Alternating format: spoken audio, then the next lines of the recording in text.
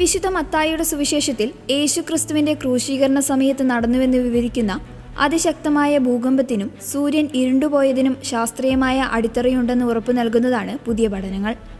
ജിയോളജിസ്റ്റുകളുടെ പഠനങ്ങളും നാസയുടെ ആസ്ട്രോണമിക്കൽ ചാർട്ടുകളും വിശകലനം ചെയ്ത ഗവേഷകർ യേശുക്രിസ്തുവിന്റെ ക്രൂശീകരണം നടന്ന AD 33 ഏപ്രിൽ 3 വെള്ളിയാഴ്ച ഭൂമിയിൽ പാർഷ്യൽ ലൂണാർ എക്ലിപ്സ് നടന്നുവെന്നും ഭൂമിയിൽ അന്ധകാരം വ്യാപിച്ചെന്നും കൃത്യമായി പറയുന്നുണ്ട്.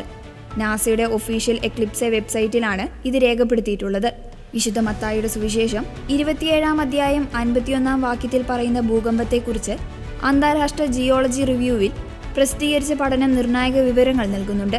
ജിയോളജിസ്റ്റായ ജെഫ്രിസൺ B. Williams, marks J. Shab എന്നിവർ ചാവുകടലിന് സമീപത്തെ മണ്ണ് പരിശോധിച്ചപ്പോൾ AD 26 36 ഇടയിലായി ഭൂകമ്പം നടന്നതായി കണ്ടെത്തിയിട്ടുണ്ട്.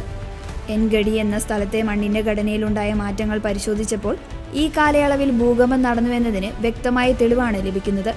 അതേസമയം 6 മണിക്കൂർ മുതൽ 9 മണിക്കൂർ വരെ ഭൂമിയിലെങ്ങും അന്ധകാരം വ്യാപിച്ചു എന്ന വചനത്തിന് അടിത്തറ നൽകുന്നതാണ് നാസയുടെ ഒഫീഷ്യൽ എക്ലിപ്സെ വെബ്സൈറ്റിൽ രേഖപ്പെടുത്തിയിട്ടുള്ളത്. AD 33 ഏപ്രിൽ 3 വെള്ളിയാഴ്ച ജെറുസലേമിൽ ഒരു പാർഷ്യൽ ലൂണാർ എക്ലിപ്സ് നടന്നതായി നാസയുടെ കണക്കുകൾ വ്യക്തമാക്കുന്നു. ക്രൂശീകരണ ദിവസം വൈകുന്നേരം 3 മണി മുതൽ അന്ധകാരം വ്യാപിച്ചുവെന്ന വിശുദ്ധ ഗ്രന്ഥത്തിൽ പറയുന്നതിന് അടിത്തറ നൽകുന്നതാണിത്. ചന്ദ്രഗ്രഹണ സമയത്ത് ചന്ദ്രൻ രക്തനിറമാകുന്നത് പീഡാനുഭവ സമയത്ത് പ്രകൃതിയുടെ വിലാപമായി വിശ്വാസികൾ കാണുന്നു. 2 ആഴ്ച മുൻപ്, അതായത് AD 33 മാർച്ച് 19 ഒരു പൂർണ്ണ സൂര്യഗ്രഹണം നടന്നതായും നാസയുടെ ചാർട്ടുകളിൽ പറയുന്നുണ്ട്. എന്നാൽ ഇത് ജെറുസലേമിൽ ദൃശ്യമായിരുന്നില്ല. ഈ 2 ഗ്രഹണങ്ങൾ തമ്മിലുള്ള ഇടവേള കൃത്യം 15 ദിവസവും 4 മണിക്കൂറുമാണ്.